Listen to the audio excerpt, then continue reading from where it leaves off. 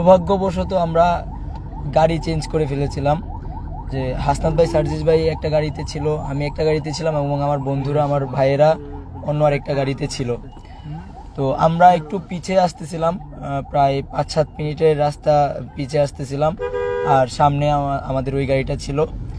তো একটা ট্রাক এসে উদ্দেশ্য প্রণোদিতভাবেই আমাদের যেই গাড়িটা ছিল সেই গাড়িটাকে ট্রাক চাপা দেওয়া হয়। কিন্তু ওখানে যারা ছিল, যখন ট্রাকটা আসতেছে দেখেছে তখনই গাড়িটাকে ব্রেক করা হয়। কিন্তু গাড়িটাকে ব্রেক করা সত্ত্বেও আবার সেখানে এই ট্রাক চাপা দেওয়া হয়।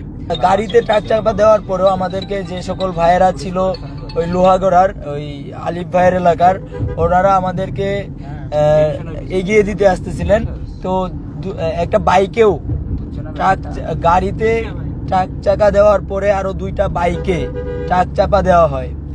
এবং পরবর্তীতে যখন ড্রাইভারকে জিজ্ঞেস করা হয়, তার কাছ থেকে কোনো আনসার থাকে না। সে বলে যে তাহলে কি আমাকে মারবেন, মেরে ফেলেন, মামলা দিবেন, মানে অনেক ভিত্তিহীন কথাবার্তা বলতেছিল। এবং পরবর্তীতে আমরা জানতে পারি যে যেই গাড়িটা ছিল, যেই ট্রাকটা ছিল, সেই ট্রাকের মালিক হচ্ছে একজন আওয়ামী দূষর। সে এখন পলাতক আছে, তার বিরুদ্ধে মামলা করা হয়েছে। আসলে আমরা জানি না আমাদের নিরাপত্তাটা কোথায়। আমরা শুরু থেকেই বলে আসতেছি যে আসলে দিন নাই রাত নাই আমরা ছুটতেছি। যখন যেখানে যেই সমস্যাটা হচ্ছে আমরা যাচ্ছি, কথা বলতেছি, আমরা আমাদের জায়গা থেকে কাজ করছি। কিন্তু একটা মহল, শুধু একটা মহল নয়, কিছু মহল শুরু থেকে এখন পর্যন্ত আমাদের পেছনে এমনভাবে লেগে আছে আমাদের ক্ষতি করার জন্য, যার প্রতিফলন আপনারা আজকে দেখেছেন। তো আমরা আসলে জানি না যে আজকে আমি আমার আব্বার সাথে বা আম্মার সাথে ফোন কল করার পরে আবার পরবর্তীতে আর কখনো আমি আমার আব্বু আম্মুর সাথে কথা বলতে পারবো কিনা সেই নিশ্চয়তা আমাদের নেই। আমরা যেই মানুষগুলো আছি আমাদের কারোরই সেই নিশ্চয়তাটুকু নেই। তো আমার কাছে মনে হয় এটা সার্জিস, হাসনাত বা আমাকে মেরে ফেলার জন্য এটা করা হয় নাই। এটা বৈষম্যবিরোধী ছাত্র আন্দোলন, অর্থাৎ বাংলাদেশের সাধারণ জনতার স্বপ্নকে মেরে ফেলার জন্য এটা করা হয়েছে। এবং প্রতিনিয়ত প্রত্যেকটা জায়গায় এখনো এই ষড়যন্ত্রগুলা চলছে। মানে মুভি স্টাইলে যেভাবে বিভিন্ন নেতাদেরকে বা চক্রান্ত করে, ষড়যন্ত্র করে, ট্রাক চাপা দিয়ে, ট্রেন চাপা দিয়ে, বিভিন্নভাবে রোড অ্যাক্সিডেন্ট করিয়ে মেরে ফেলা হয়, ঠিক একইভাবে প্ল্যানটা করা হয়েছে আমার কাছে মনে হয়। তো আমরা জানি না আসলে আমাদের নিরাপত্তাটুকু কোথায়। কিন্তু পরিষ্কারভাবে বলতে চাই, এগুলা করে আমাদেরকে দাবায় রাখতে পারবেন না। একজন হাসনাত, একজন সার্জিস মারা গেলে বাংলাদেশে এখন হাজার হাজার সার্জিস হাসনাত আছে। বাংলাদেশে কথা বলার জন্য হাজার হাজার এখন সার্জিস হাসনাত আছে। একজন সার্জিস হাসনাতকে মেরে ফেলে যদি মনে করেন যে বাংলাদেশকে বা এই আমাদের যেই স্বপ্নটা দেখছি, আমরা যেই বাংলাদেশের স্বপ্ন দেখছি, সেই বাংলাদেশের স্বপ্নটাকে ভুলিয়ে দেবেন, তাহলে আপনারা বুকার স্বর্গে আছেন। অথবা যদি ভেবে থাকেন এই 2-4 জনকে মেরে ফেলে আবার আওয়ামী পুনর্বাসন হবে বা স্বৈরাচারীরা আবারও দেশে ফিরে আসবে, এই স্বপ্ন ভুলে যাবেন।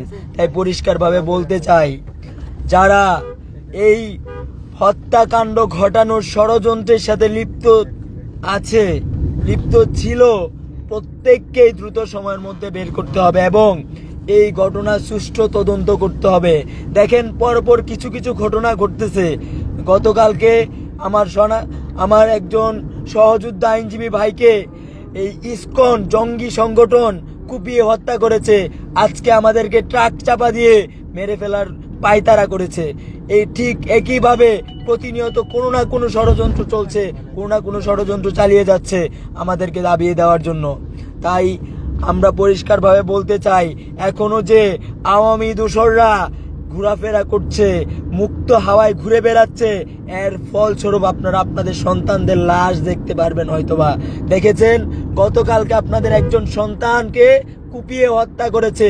এটা হচ্ছে আওয়ামী লীগের দৃষ্টান্তমূলক এখনো শাস্তি প্রদান না করার ফসল। যদি আরো লেন্দি হয়, আপনারা যদি এই স্থবিরতার ভেতরে থাকেন, সিস্টেমের ভেতরে থাকেন, তাহলে হয়তোবা আরো লাশ দেখতে হবে পরবর্তীতে। তাই আমরা পরিষ্কারভাবে বলতে চাই, সিস্টেম যদি ভাঙতে হয় তাহলে সিস্টেম ভাঙেন।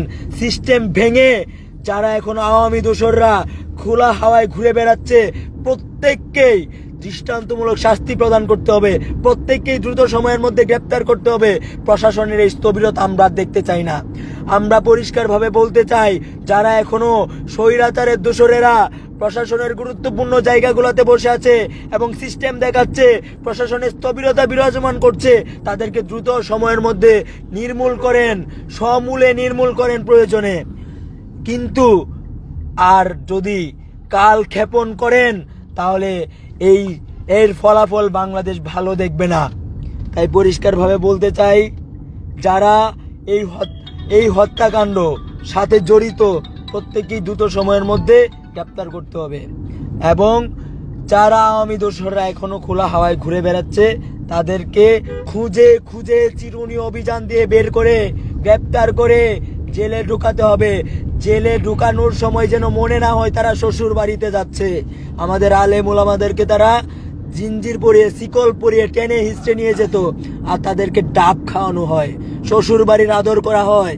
এই জিনিসগুলা যদি আবার পুনরাবৃত্তি ঘটে, তাহলে হুঁশিয়ারি করে বলে দিচ্ছি, দ্বিতীয়বার আবারও আমরা রাজপথে নামতে একবারও ভাববো না। আমরা যা হারানোর সব হারিয়ে ফেলেছি। আমাদের মরে যাওয়ার কথা ছিল, আমাদেরকে মৃত্যু ভয় দেখিয়ে লাভ নেই। আমরা সেদিনেই মরে গেছি, এখন বোনাস লাইফ লিড দিচ্ছি। তাই পরিষ্কারভাবে বলতে চাই, দ্রুত সময়ের মধ্যে এদের বিরুদ্ধে ব্যবস্থা নিশ্চিত করতে হবে এবং সেটা দৃশ্যমান হতে হবে। এত সুশীলতা দেখানোর জন্য আপনাদেরকে বসানো হয় নাই, সুশীলতার জন্য আপনারা দায়িত্ব নেন নাই। আপনাদেরকে বিপ্লবের স্পিরিট ধারণ করতে হবে।